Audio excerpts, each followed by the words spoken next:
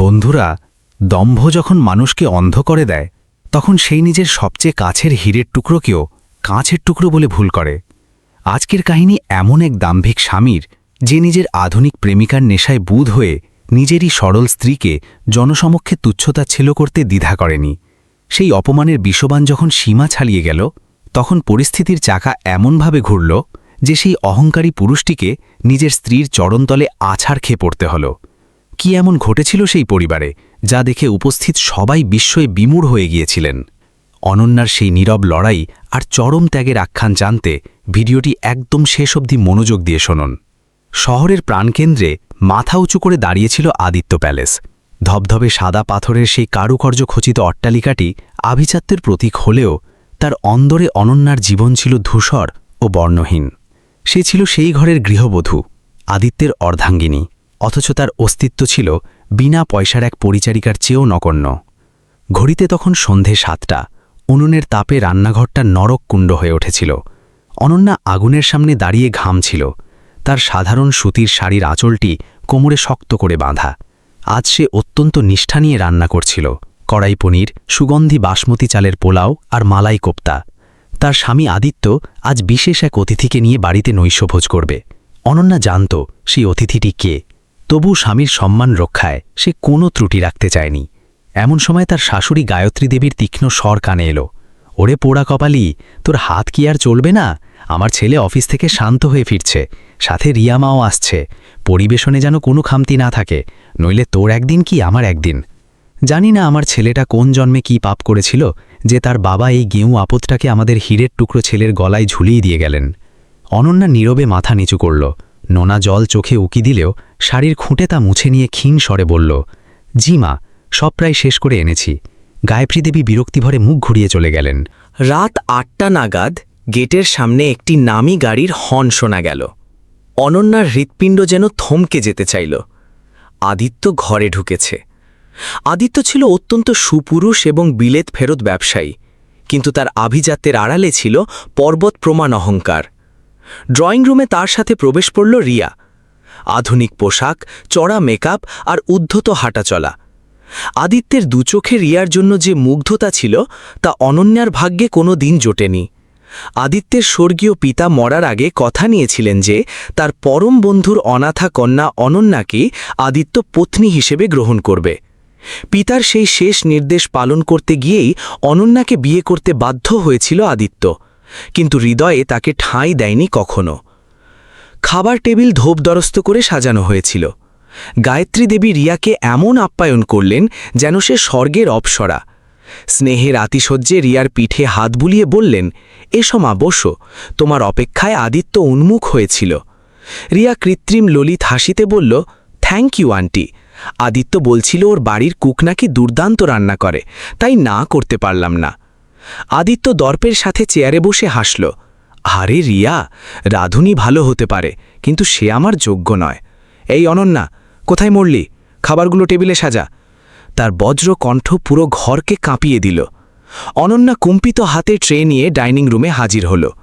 তাকে দেখে রিয়া আদিত্যের কানে ফিসফিস করে কিছু একটা বলে হাসতে লাগল। অনন্যা মাথা নিচু করে প্রথমে শাশুড়িকে, তারপর আদিত্যকে এবং শেষে অত্যন্ত কুণ্ঠার সাথে রিয়ার পাতে খাবার বেড়ে দিল।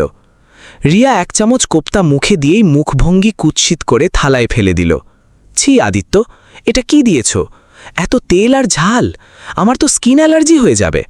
তোমরা এসব অখাদ্য কিভাবে গলাধকরণ করো? তার আধিক্যতায় আদিত্যের মেজাজ সপ্তমে চড়ল। সে হাতের জলের গ্লাসটি মেঝেতে আছাড় দিয়ে ভেঙে ফেলল। চিৎকার করে বলল, অনন্যা, এই জঞ্জাল পরিবেশন করার সাহস তোর হলো কি করে? অনন্যা ভয়ে শিউরে উঠে বলল, আপনিই তো বলেছিলেন অতিথির জন্য একটু ভালো মশলা দিতে। আমি তো আপনার পছন্দ মতোই। মুখ পঞ্জ কর, গ্রাম্য মহিলা।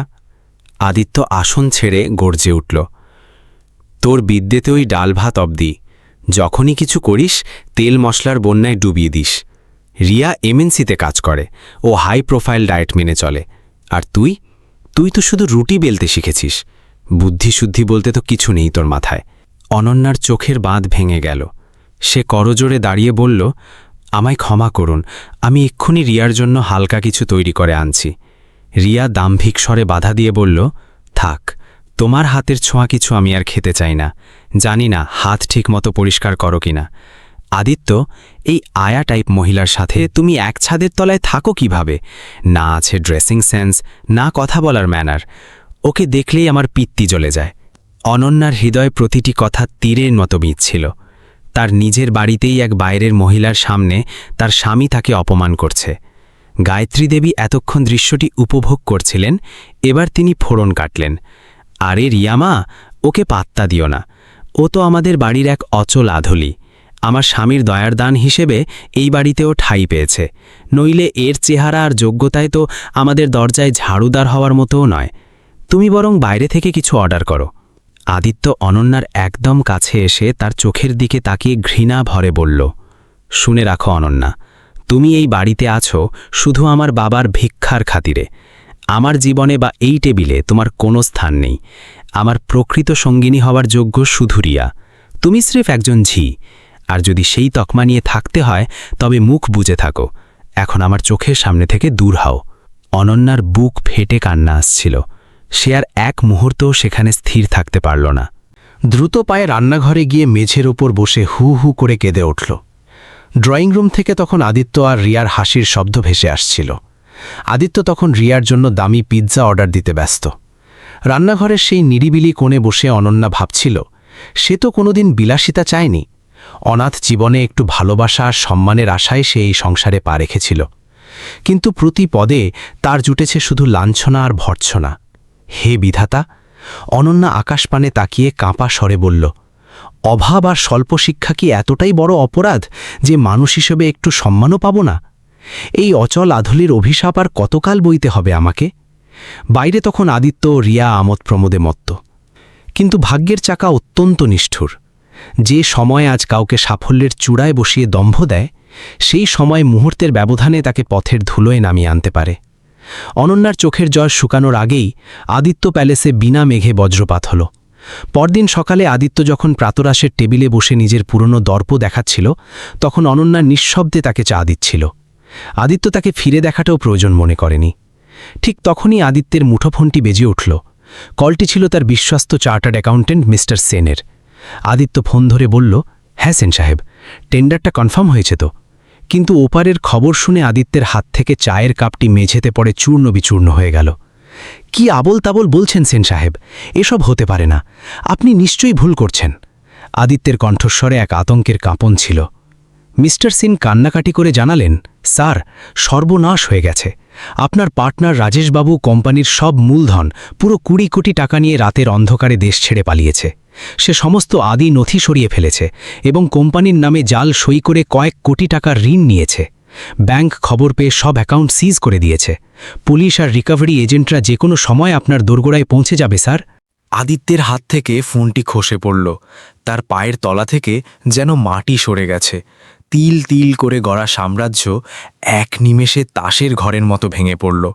তখনই বাড়ির বাইরে পুলিশের সাইরেন আর গাড়ির শব্দ শোনা গেল। গায়ত্রী দেবী আতঙ্কিত হয়ে ঘর থেকে বেরিয়ে এলেন। কি হয়েছে আদিত্য? পুলিশ কেন এসেছে? আদিত্য মেঝেতে ধপ করে বসে পড়ে নিজের চুল মুঠো করে ধরে চিৎকার করল, মা, আমরা ফকির হয়ে গেছি। রাজেশ আমাকে পথে বসিয়ে দিয়ে গেছে। আমার ঘাড়ে এখন 20 কোটির বোঝা। এই অট্টালিকা, আমাদের সব সম্পদ নিলাম হয়ে যাবে। আজ আমাদের একটা টাকাও সম্বল নেই। এই দুঃসংবাদটি গায়ত্রী দেবীর কাছে সীসার মতো কানে ঠকল। তার শরীর থর থর করে কাঁপতে শুরু করল। আমার বাড়ি, আমার বংশের সম্মান, বিড়বিড় করতে করতে তিনি নিজের বুক চেপে ধরলেন। এক তীব্র হৃদরোগে আক্রান্ত হয়ে তিনি মেঝেতে লুটিয়ে পড়লেন। মা! আদিত্য দিশেহারা হয়ে চিৎকার করে উঠল। অনন্যা এতক্ষণ সব দেখছিল। সে ক্ষিপ্র গতিতে ছুটে এসে শাশুড়ির মাথা কোলে তুলে নিল। বাড়ির সব চাকরবাকর বিপদের আঁচ পেয়ে সটকে পড়েছিল। অনন্যাই আদিত্যের সহায়তায় গায়ত্রী দেবীকে পাজাকোলা করে গাড়িতে তুলল এবং দ্রুত হাসপাতালের দিকে রওনা হলো। হাসপাতালের পরিবেশ ছিল আরও গুমোট। আইসিইউ থেকে বেরিয়ে ডাক্তার গম্ভীর স্বরে বললেন, মিস্টার আদিত্য, আপনার মায়ের অবস্থা অত্যন্ত সংকটজনক। তার ম্যাসিভ হার্ট অ্যাটাক হয়েছে। আমাদের তক্ষুনি বাইপাস সার্জারি করতে হবে। আপনি কাউন্টারে এখনই 5 লক্ষ টাকা জমা করুন, নচেত অপারেশন শুরু করা সম্ভব নয়। সময় খুব অল্প। 5 লক্ষ টাকা, যে আদিত্য কাল পর্যন্ত লাখে লাখে টাকা রিয়ার শপিং আর পার্টিতে উড়িয়ে দিত, আজ তার পকেটে 500 টাকাও ছিল না। সব কার্ড ব্লক হয়ে গেছে। সে মরিয়া হয়ে তার সব বন্ধুবান্ধবকে ফোন করল, যারা কালও তার সাথে মদ গিলেছিল, কিন্তু আজ কেউ ফোন ধরল না। বিপদের কথা শুনে সবাই মুখ ফিরিয়ে নিল। শেষে তার মনে পড়ল তার সেই প্রকৃত প্রেমিকা রিয়ার কথা। সে কাঁপা হাতে রিয়াকে ফোন করল। হ্যালো রিয়া, রিয়া প্লিজ শোনো। আদিত্যের গলা ধরে আসছিল। হ্যাঁ আদিত্য, বলো। নিউজে দেখলাম তোমার বিজনেসের কথা। How stupid of you. রিয়ার গলায় সমবেদনার বদলে ছিল তীব্র বিরক্তি। রিয়া, আমার সব শেষ। মা হাসপাতালে মৃত্যুর সাথে পাঞ্জা লড়ছেন। আমার তক্ষুনি 5 লাখ টাকা চাই। দয়া করে আমার অ্যাকাউন্টে পাঠিয়ে দাও। আমি পরিস্থিতি সামলে নিয়ে তোমাকে সব ফেরত দেব। তুমি ছাড়া আমার আর কেউ নেই। আদিত্য প্রায় কেঁদে ফেলল। ফোনের ওপার থেকে রিয়া বিদ্রুপের হেসে বলল, তুমি কি পাগল হলে আদিত্য? 5 লাখ? তুমি তো এখন রাস্তার ভিখারি। আমি তোমার স্টেটাস দেখে তোমার সাথে ছিলাম, তোমার দারিদ্র্যের সাথে নয়। আমি কোনো চ্যারিটি ফান্ড খুলে বসিনি যে তোমার পেছনে টাকা ঢালব। তাছাড়া আমি অলরেডি এক বড় বিজনেসম্যানের সাথে মুভ অন করছি। Never call me again. এরপরই রিয়া ফোনটা কেটে দিল এবং আদিত্যকে ব্লক করে দিল। আদিত্যের মনে হলো তার পৃথিবীটাই যেন স্তব্ধ হয়ে গেছে। তার দম্ভ আর তথাকথিত ভালোবাসা উভয়ই ধুলোয় মিশে গেল। সে হাসপাতালের দেওয়ালে পিঠ দিয়ে বসে শিশুদের মতো ডুকরে কাঁদতে লাগল। আমি নিঃস্ব হয়ে গেলাম, আমি আমার মাকে বাঁচাতে পারলাম না। অনন্যা দূর থেকে সব কিছু দেখছিল আর শুনছিল। এই সেই স্বামী যে তাকে ঝি বলেছিল, আর এই সেই শাশুড়ি যে তাকে সারা জীবন অপমান করেছে। অন্য কেউ হলে হয়তো ভাবত প্রকৃতির বিচার হয়েছে, কিন্তু অনন্যা ছিল সেই চিরন্তন সংস্কারে বড়া হওয়া মেয়ে, যার কাছে স্বামীই পরম দেবতা। সে আড়ালে গিয়ে তার গ্রামের বাবা হরিপদবাবুকে ফোন করল। হরিপদবাবু ছিলেন এক প্রান্তিক চাষি, যার একমাত্র সম্বল ছিল কয়েক বিঘা পৈতৃক জমি। বাবা, অনন্যা কান্নায় ভেঙে পড়ল। কি হয়েছে মা, কাঁদছিস কেন? জামাই বাবাজি ভালো আছে তো? হরিপদবাবুর গলায় ব্যাকুলতা ছিল। বাবা, আমরা বিপদে পড়েছি। মা হাসপাতালে, অপারেশন ছাড়া উপায় নেই বাবা। 5 লাখ টাকা না হলে সব শেষ হয়ে যাবে বাবা। আমার সিঁথির সিঁদুরটা বাঁচান বাবা। ফোনের ওপারে কিছুক্ষণ স্তব্ধতা বিরাজ করল। 5 লক্ষ টাকা একজন গরিব কৃষকের কাছে ছিল হিমালয় সদৃশ, কিন্তু একজন পিতা তার কন্যার সুখের জন্য কি না করতে পারেন? হরিপদবাবু এক দীর্ঘশ্বাস ফেলে বললেন, তুই ঘাবড়াস না মা। যতক্ষণ তোর বাবা বেঁচে আছে, তোর সংসারে কাল বৈশাখী আসতে দেবে না। তুই যা, স্বামীর পাশে গিয়ে দাঁড়া। রাত তখন গভীর। হরিপদবাবু নিজে ঘরের জীর্ণ সিন্দুক থেকে সেই পৈতৃক জমির দলিল বের করলেন, যা ছিল তার পূর্বপুরুষের শেষ চিহ্ন। চোখে জল নিয়ে তিনি গ্রামের মহাজনের কাছে গিয়ে দাঁড়ালেন। চৌধুরী মশাই, আমার এই জমিটা আপনার নামে লিখে নিন। আমাকে আজ রাতেই 5 লাখ টাকা দিন। আমার মেয়ের ঘর জ্বলে যাচ্ছে। তিনি মহাজনের পায়ে নিজের পাগড়িটা নামিয়ে দিলেন। মহাজন পরিস্থিতির সুযোগ নিয়ে নামমাত্র দামে জমিটি কিনে নিয়ে নগদ টাকা হাতে ধরিয়ে দিল। হরিপদবাবু সেই রাতেই শহরে এসে হাসপাতালের কাউন্টারে টাকা জমা দিয়ে দিলেন। তিনি অনন্যাকে কসম দিয়েছিলেন যে আদিত্য যেন জানতে না পারে এই টাকা কোথা থেকে এসেছে, নইলে তার আত্মসম্মানে আঘাত লাগতে পারে। সেই নিঃস্ব পিতা নিজের সবটুকু বিলিয়ে দিয়ে খালি হাতে গ্রামের পথে ফিরে গেলেন। পরদিন সকালে ডাক্তার আদিত্যকে জানালেন যে এক নামহীন ব্যক্তি টাকা জমা দিয়েছেন এবং অপারেশন সফল হয়েছে। আদিত্য ভাবল হয়তো কোনো পুরনো বন্ধু গোপনে তাকে সাহায্য করেছে। এরপর কয়েক মাস কাটল। আদিত্যের সব ঐশ্বর্য ধুলোয় মিশল। প্রাসাদ ছেড়ে আদিত্য, তার মা আর অনন্যা শহরের এক ঘিঞ্জি এলাকায় ছোট এক ভাড়া বাড়িতে আশ্রয় নিল। পরিস্থিতি বদলালেও গায়ত্রী দেবী আর আদিত্যের স্বভাব পুরোপুরি বদলায়নি। অনন্যা সেই অভাবের সংসারেও অক্লান্ত পরিশ্রম করত, দিনরাত শাশুড়ির সেবা করত, কিন্তু বিনিময়ে জুটত সেই কটক্তি। আদিত্য এক ছোট কারখানায় ক্লার্কের চাকরি জোগাড় করল। তাদের দুবেলা দুমুঠো অন্নের সংস্থান হতে শুরু করল। তবে আদিত্যের মনে সেই অজ্ঞাত দেবদূতের জন্য গভীর কৃতজ্ঞতা ছিল, যে তার মায়ের প্রাণ বাঁচিয়েছিল। 6 মাস পর আদিত্যের অবস্থা কিছুটা স্থিতিশীল হতে শুরু করল। এই খবর সেই লোভী রিয়ার কানেও পৌঁছল। ধনী ব্যবসায়ীটি রিয়াকে ধোঁকা দিয়ে তাড়িয়ে দিয়েছিল। তাই সে আবার আদিত্যের জীবনে ঢোকার ফন্দি আটতে লাগল। একদিন সন্ধ্যায় আদিত্য ঘরে ফিরে দেখল ডাইনিং টেবিলে রিয়া বসে আছে, আর গায়ত্রী দেবী তাকে আপ্যায়ন করছেন। আদিত্য ক্ষিপ্ত হয়ে বলল, তুমি এখানে কেন রিয়া? যখন আমার চরম দুর্দিন ছিল তখন তো তুমি আমাকে ভিখারি বলে তাড়িয়ে দিয়েছিলে। রিয়া সাথে সাথে গম্ভীরাশ্রু বিসর্জন দিয়ে বলল, আদিত্য, আমাকে ভুল বুঝো না, আমি আসলে তোমাকে স্ট্রং হতে দেখতে চেয়েছিলাম। হাসপাতালে সেই 5 লক্ষ টাকা তো আমিই জমা দিয়েছিলাম। কথাটি শোনা মাত্রই আদিত্য স্তম্ভিত হয়ে গেল। রান্নাঘরে চা করতে থাকা অনন্যার হাত থেকে কাপটা প্রায় পড়েই যাচ্ছিল। কি বলছো তুমি? আদিত্য অবিশ্বাসের স্বরে জানতে চাইল। হ্যাঁ আদিত্য, রিয়া মিথ্যে জালের বুননি দিয়ে বলল, আমি আমার সব অলংকার বিক্রি করে সেই রাতেই টাকাটা দিয়ে এসেছিলাম, কিন্তু সামনে আসেনি, কারণ আমি চেয়েছিলাম তুমি নিজের যোগ্যতায় ঘুরে দাঁড়াও। আর দেখো, তুমি আজ সফল। আদিত্যের দু চোখে কৃতজ্ঞতার জল এলো। তার পুরনো অহংকার যেন আবার উকি দিল। সে রিয়াকে জড়িয়ে ধরল। আমাকে ক্ষমা করো রিয়া, আমিই তোমাকে চিনতে পারিনি। গায়ত্রী দেবীও অনন্যার দিকে তাকিয়ে ব্যঙ্গ করে বললেন, দেখলি আদিত্য, একেই বলে আভিজাত্য। আর এই অপয়াটা ঘরে আছে বলেই আমাদের সব লক্ষ্মী চলে গিয়েছিল। পরদিন আদিত্য হাতে একরাশ কাগজ নিয়ে ঘরে ফিরল। সে অনন্যাকে ডাকল। অনন্যা ক্লান্ত মুখ নিয়ে সামনে আসতেই আদিত্য তার মুখে ডিভোর্স পেপারগুলো ছুঁড়ে মারল। যথেষ্ট হয়েছে অনন্যা। আদিত্যের গলায় সেই চেনা কর্কশতা। রিয়া আমার মায়ের জীবনদাত্রী, আমি তাকে আর উপেক্ষা করতে পারবো না। এই কাগজে সই করো, আর কালকের মধ্যে নিজের এই হতদরিদ্র বাবার কাছে চলে যাও। তোমার সেই ফুতুর বাবা আমাদের দিয়েছিলটাই বাকি। অনন্যার পৃথিবীটা যেন দুলতে লাগল। যে মানুষটার জন্য তার বৃদ্ধ পিতা নিজের শেষ সম্বলটুকু বিলিয়ে দিলেন, আজ সেই মানুষটাই এক কুহুকিনীর পাল্লায় পড়ে তাকে ছুঁড়ে ফেলে দিচ্ছে। সৈকর বলছি, অলক্ষণী। গায়ত্রী দেবী কলমটা অনন্যার হাতে গুঁজে দিলেন।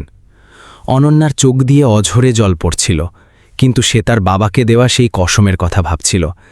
সে কুম্পিত হাতে কলমটা ধরল। অনন্যা সই করতে উদ্যত হতেই দরজায় এক মৃদু টোকা পড়ল। আদিত্য বিরক্ত হয়ে দরজা খুলল। সামনে দাঁড়িয়ে থাকা মানুষটিকে দেখে তার ভ্রু কুঁচকে গেল। সামনে অনন্যার বাবা হরিপদ বাবু দাঁড়িয়েছিলেন।